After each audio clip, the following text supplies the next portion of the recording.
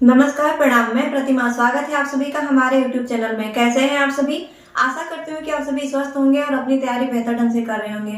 तो आप सभी ने सुना होगा कि पुलिस भर्ती बोर्ड ने ये साफ कर दिया है कि हमारी जो यूपीएसआई कांस्टेबल और सब अन्य पदों पे जो वैकेंसियां आने वाली हैं वो हमारी अप्रैल के लास्ट वीक तक आ ही जाएगी।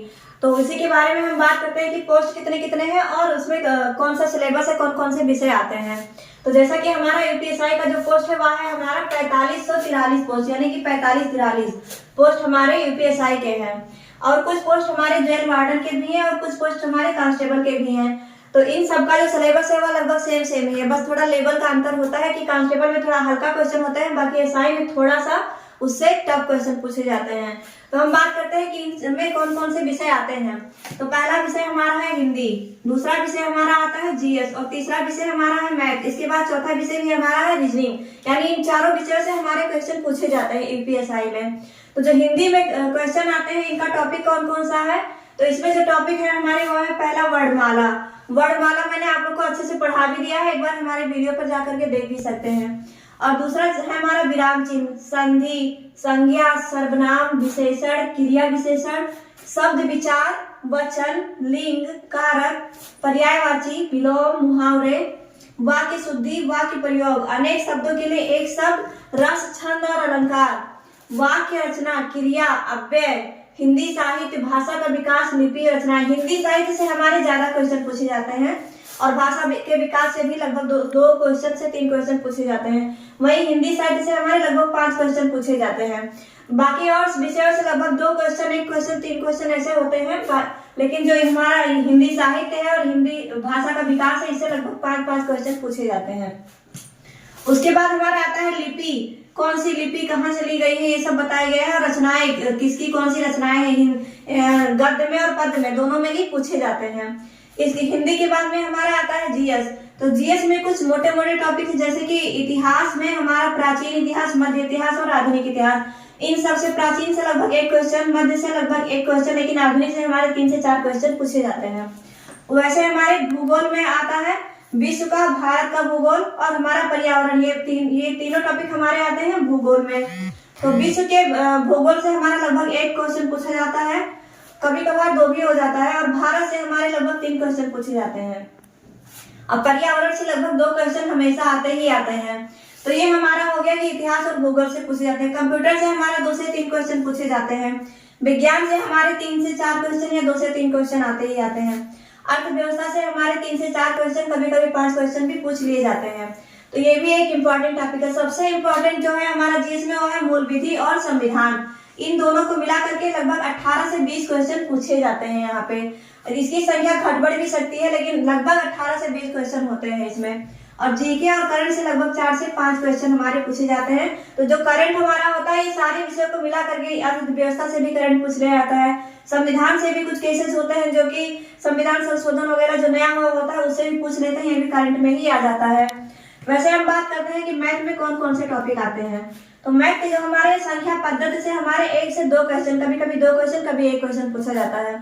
भिन्न से हमारा 1 क्वेश्चन आता है। एलसीएम एचसीएफ से भी हमारा 2 से 3 क्वेश्चन आता है।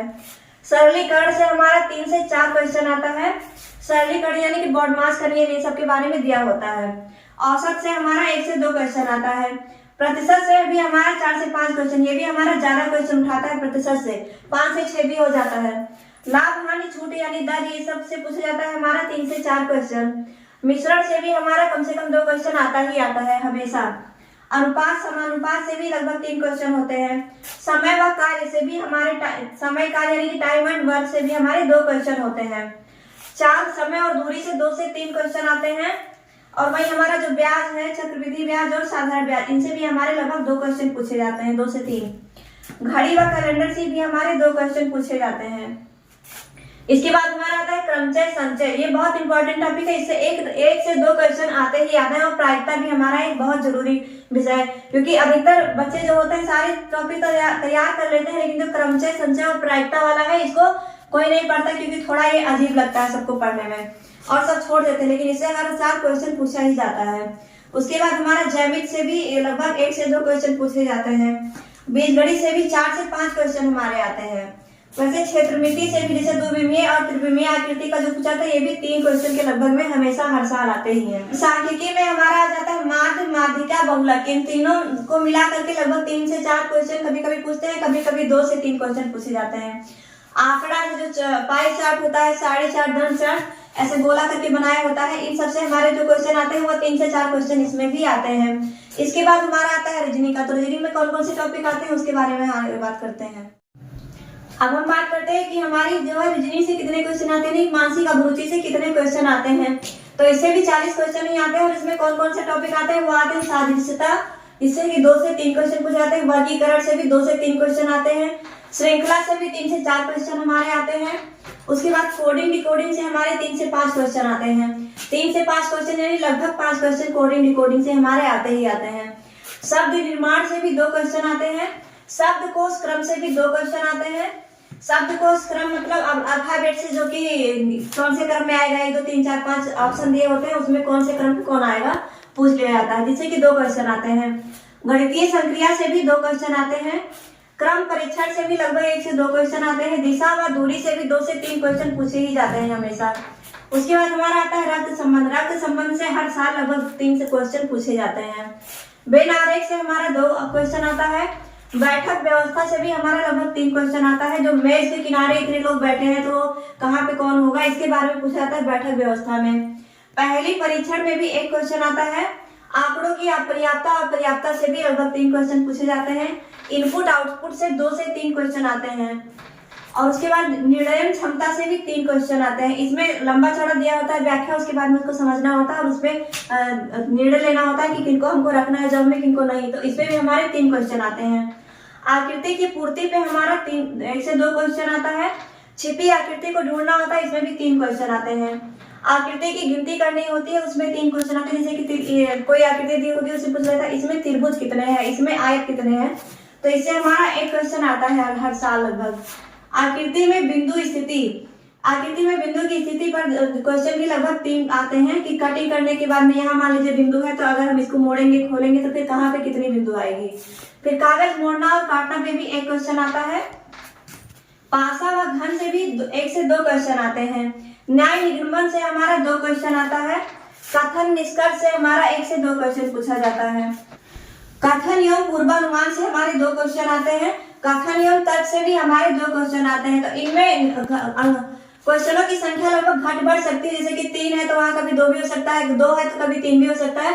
तो क्वेश्चन की संख्या घट बढ़ भी सकती है, लेकिन लगभग ऐसे ही क्वेश्चन पूछे जाते हैं सारे टॉपिक से।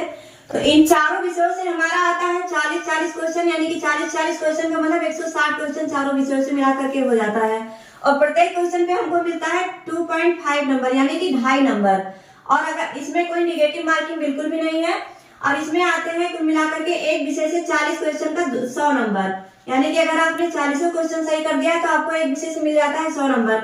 और पिछली बार जो था कि 50% आपको पासिंग मार्क लाना जरूरी था टोटल, यानी चारों विषयों में मिला करके, और एक विषय में आपको 35% मार्क्स लाना जरूरी था। शायद इस बार भी वही नियम हो। तो अगर ऐसा होता है तो आप लोग को 35% नंबर लाना हर विषय में अनिवार्य होगा, लेकिन सारे को मिला करके 50% होना ही, तभी आप लोग पास हो पाएंगे। तो ये कि हमारे क्वेश्चन की पूछे कितने जाता है, कितने नंबर हमको लाने होते हैं। तो मैं आप लोग को जानकारी के लिए भी बता दूं कि मैं भी 2021 बैच में क्वालिफाई की हुई थी। पैर में कुछ प्रॉब्लम होने की वजह से मैं अपना दौड़ नहीं कर पाई थी, जिसकी वजह से मैं नहीं गई वहां पर। और उसके बाद में ही अगर आप लोग हमारे साथ में तैयारी करना चाहते तो मैं तैयारी भी करवा रही हूँ। और अगर आप लोग हमारे साथ जुड़ के रहना चाहते तो हमारे चैनल पे बने रहिए और हमारे चैनल को सब्सक्राइब कर लीजिए, लाइक करिए और शेयर करना बिल्कुल भी ना भूलें। जय हिंद।